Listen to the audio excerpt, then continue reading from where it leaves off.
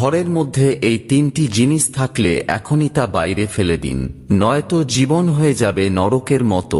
স্বামীর জীবনেও থাকবে প্রতিনিয়ত বিপদের আশঙ্কা।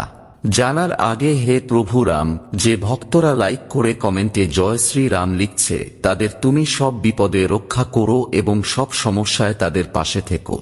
নাম্বার 1, পুরনো কাচের চুড়ি কখনোই পরা উচিত নয়, আর ঘরে থাকলেও সেটিকে এখনই বাইরে ফেলে দিন, কারণ এই চুড়ি পরে স্বামীকে ভোজন করালে স্বামীর অমঙ্গল হয় এবং অনেক বিপদের মুখে পড়তে হয়।